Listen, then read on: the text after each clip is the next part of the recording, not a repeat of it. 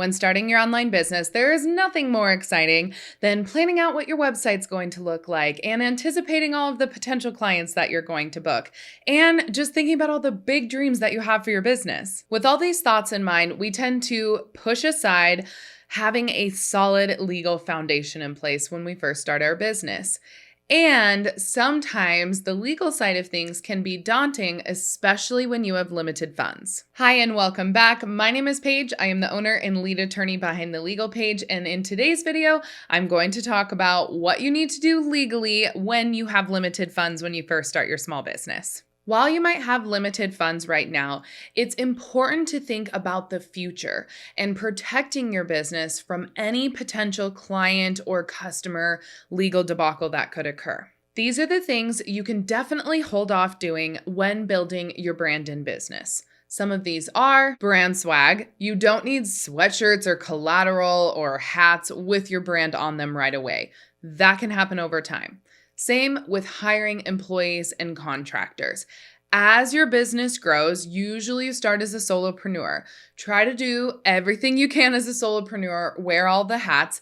And as your business starts growing and you start having more disposable income, that's when you should start hiring a team. It's usually not best when you're first starting out to spend all of your money on workers and your payroll, especially because usually your payroll is your biggest expense and you're probably not making enough money. So breaking even or even going into the red the first couple of years of business because your payroll is too big is just never a good idea. And the last thing is an office. It's just an expense that people think they need to have a storefront when they actually don't need to be in a commercial rented office space. This is going to save you a lot of money of overhead, and it's a good way to just start your business and lower your overhead costs at the beginning to ensure that you're continually staying in the black. Now, you should spend money on very good gear and equipment. For photographers and videographers, I want you to spend a pretty penny on all of the gear that you're going to utilize to create your works of art. It's important, and I think lots of people that are in kind of that service-based industry, camera equipment, like thousands and thousands of dollars worth of gear, they think that they can build that over time. Why, yes, you can. You can build a lens collection over time, but having really good quality, solid gear from the get-go is going to level up your brand quicker than you could ever anticipate. So I always suggest your base camera, your base lenses, your base gear. Definitely spend money when you first start. All of that is going to be able to be deducted as expenses for your taxes or depreciated over time.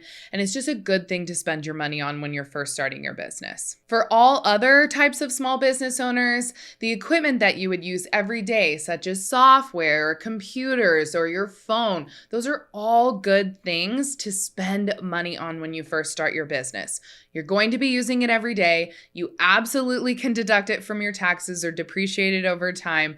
And having that good quality equipment is going to ensure that you're being as efficient and productive as possible while producing good quality social media and things for your clients. And I'm sure you probably guessed that I am going to suggest and absolutely want you to spend money on contracts when you first start your business. Yes, it is a big expense at the beginning, and it's just one of those things that people shove under the rug for another day. But small business owners don't understand that initial investment in having that solid client contract is going to save you thousands in the long run.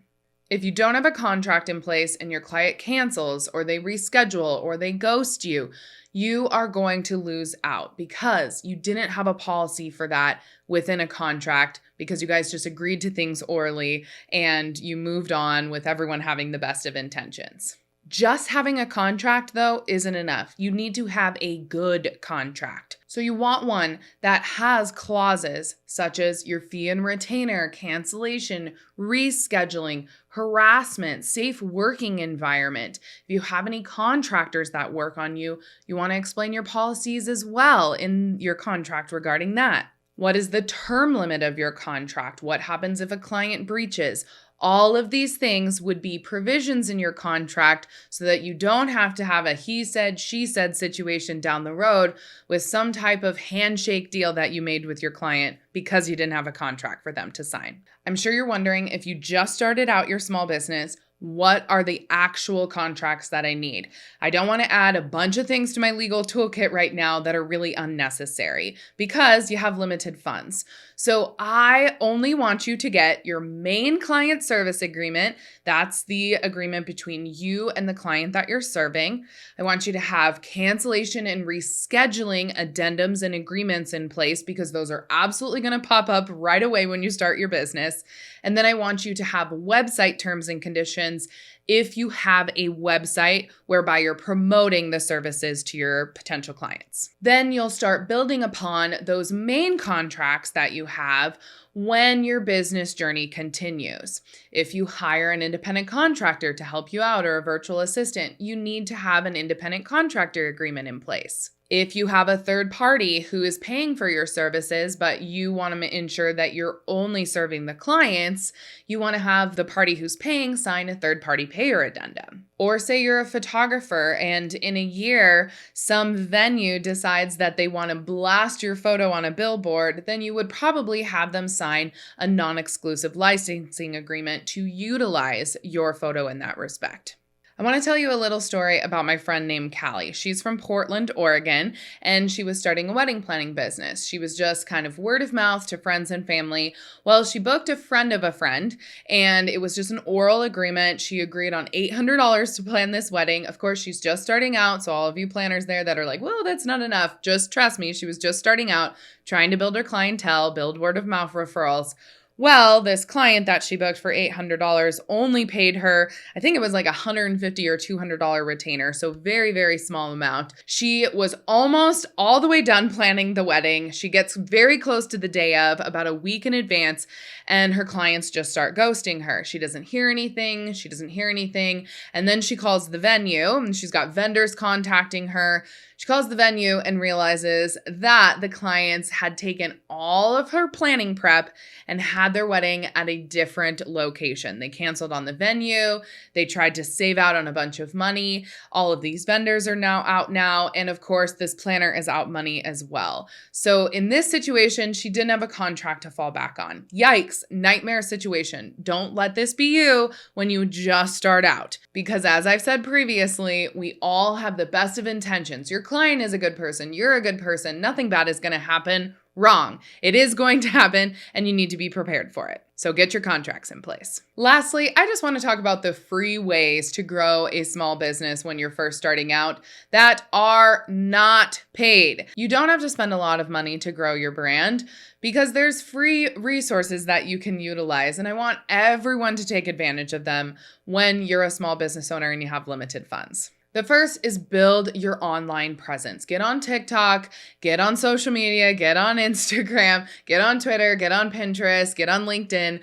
Use the power of the online platforms for free to push out to your potential customers what services you offer or what products you offer and how you can help them. And always make it easy to go to the next step. Don't make it difficult. Don't make it challenging. Say buy now or contact me here to book, or here is the link to booking a date on my calendar. Make sure that call to action is very, very, very clear when you're using these online platforms because people don't want to click around. They have very small attention spans. So you want to make it actionable and easy. Another thing to do is to create an affiliate program or an ambassador program. It's really a no-risk situation because most of them are commission-based. So you don't have to pay your ambassador or affiliate if they don't give you anything in return. So they would only make money when they actually make a sale. Not only is this great because you have limited funds, it's also great because you can build your following exponentially when you have affiliates and ambassadors promoting your company. Also, ask for reviews from your customers. It's an easy email to ask them after they've worked with you. Remember, the more reviews, the more we look at Google, we're always trying to figure out if other people like this company, if it's a worthwhile brand to buy from. If you have a lot of really good reviews, that's going to equal more customers. Also, collab. Reach out to anyone in your industry. See if you can get on their podcast. See if you can do an IG or Facebook Live. The more you network, the more potential customers are going to see you and book you. And the last thing is start a newsletter. Build an email list. There's all kinds of free email marketing platforms out there like MailChimp and MailerLite, just to name a few. I'm sure there are more. And when you send potential customers or existing customers and clients a newsletter every week, it's keeping you at the top of mind. So if they ever need someone, they're going to remember that newsletter from you. Even if they don't open it, your name is coming across their inbox once a week. Overall, I know it is tempting to push all of those legal considerations aside when you're first starting your business because you have limited cash. And I get it, legal stuff can be spendy, but it's going to save you so much in the long run. That initial investment is key to save thousands down the road. And the best investment you can make in that respect is getting a solid contract in place. I've got you covered over at thelegalpage.com. We sell contract templates for a wide variety of small businesses. So I've linked that in the description box below. And if you just have any questions regarding what type of contract that you may need for your small business, just send me a comment and I will make sure to respond to you here in this video so that you can get the correct contract template for your business.